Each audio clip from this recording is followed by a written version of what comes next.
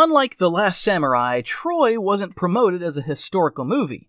As a result, various experts criticized it for a wide range of reasons. There were so many of these reasons that, while The Last Samurai received mostly average reviews, Troy's ratings ended up below average. The idea for the film came about after the success of Gladiator.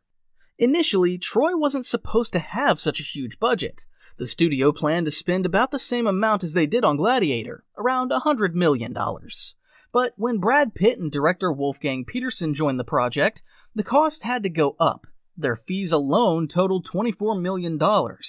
Pitt received $17.5 million and Petersen got $6 million. Director Wolfgang Petersen had previously turned down the studio's offer to direct Gladiator.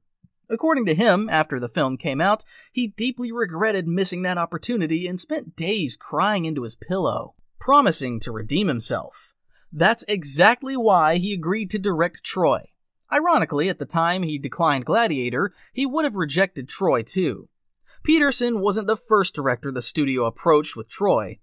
In the early stages of development, Christopher Nolan showed interest in the project. Nolan, later known for The Dark Knight and Interstellar, was full of ideas and tried to introduce some surprising changes to the existing script.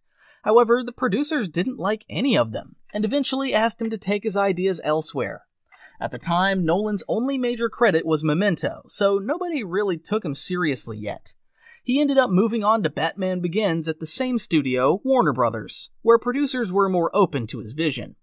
The scale of the ideas he had for Troy remains unknown. After Nolan, the offer went to Terry Gilliam, who had previously directed 12 Monkeys and The Fisher King. But according to Gilliam, he genuinely tried to read the script several times and couldn't get past the third page. He said he just couldn't understand how anyone could make a movie out of such nonsense, and quickly turned it down.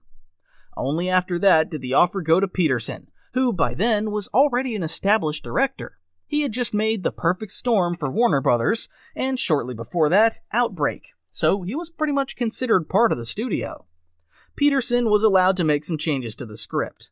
For example, he's credited with removing the gods. The gods were originally supposed to support different sides in the conflict and occasionally appear on screen to throw lightning bolts or deliver some philosophical lines.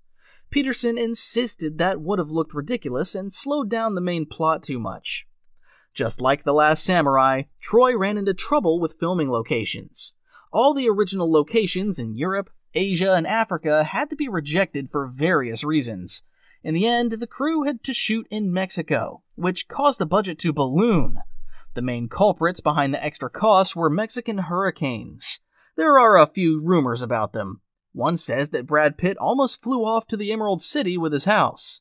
The small dwelling built for Pitt near the set was almost completely destroyed one night by a hurricane. There's no clear info on how Pitt was rescued. Reportedly, the actor was so exhausted after another long day of filming that he didn't even try to find shelter. Once the storm calmed down, he returned to the wreckage and spent the night out in the open, sleeping among overturned fridges and TVs. Although Pitt's preparation for the role didn't get as much praise as Tom Cruise's did, he also trained for over 6 months to get in shape. According to the actor, his body never looked that good again, neither before nor after Troy. During production in Mexico, strong hurricanes hit the set twice. Fortunately for the studio, the most powerful hurricane, which destroyed a large portion of the sets, hit during the final stage of production, when filming was almost complete. Because of that, the movie's budget didn't increase as much as it could have if the hurricane had struck in the middle of shooting. But the one who had the hardest time on set was Eric Bana, and it had nothing to do with hurricanes. All the actors were required to get rid of their body hair, and Bana was the hairiest among the main cast. While the other actors could stay smooth for 2 to 3 weeks, Bana could only last 10 days at most. So, every 10 days, he had to go through full waxing and all sorts of hair removal treatments. According to him, it was the toughest time of his entire career. Diane Kruger was a bit more fortunate. She was actually asked to eat more. The director thought she was too thin and insisted that she gain 15 pounds, which she quickly and successfully did.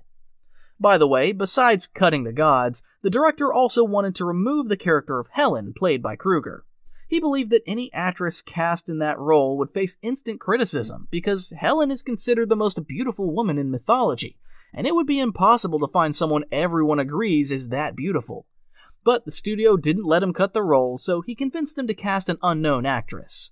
The studio had been considering Jennifer Lopez and Catherine Zeta-Jones for the part. Troy was originally planned with a budget of $160 million, but due to various issues, including hurricanes and post-test screening adjustments, the final production budget climbed to $175 million. Some sources even claim it reached $185 million, which is why Troy was later considered more of a flop than a success. Another issue came up during post-production. Composer James Horner, known for Titanic and Braveheart, had to write the film's score in a rush. The studio's original choice was Gabriel Yared, famous for Cold Mountain. Yared spent more than a year working on the music for Troy, but the studio didn't like his score. They fired him and brought in Horner just a few months before release. Later, the studio explained they rejected Yared's music because it felt too outdated and reminded them of films from the 1960s.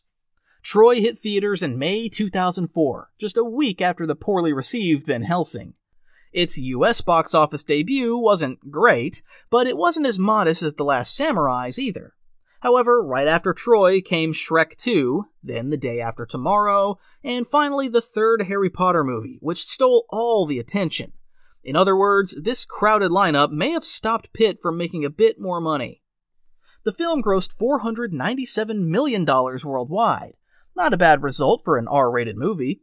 Troy even beat Gladiator in terms of revenue, but its massive budget, by 2004 standards, undermined its success. Most notably, after Roland Emmerich's Godzilla set a record for marketing costs in the 90s, Troy reportedly became the new record holder for promo spending in the early 2000s.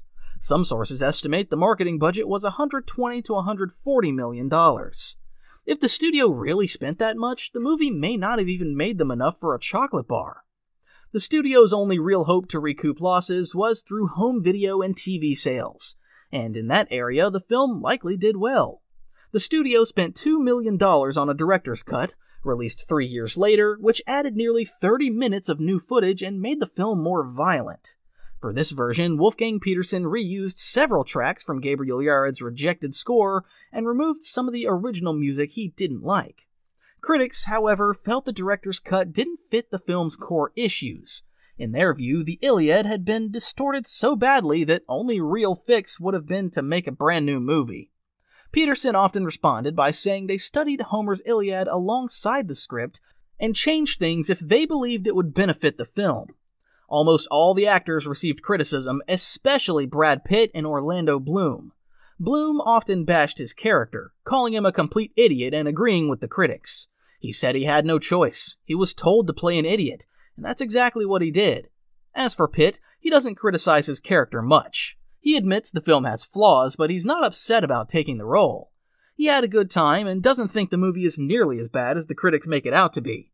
The audience, on the other hand, generally liked the film. Its average viewer ratings are much higher than the critic scores. Thanks for watching, and stay tuned.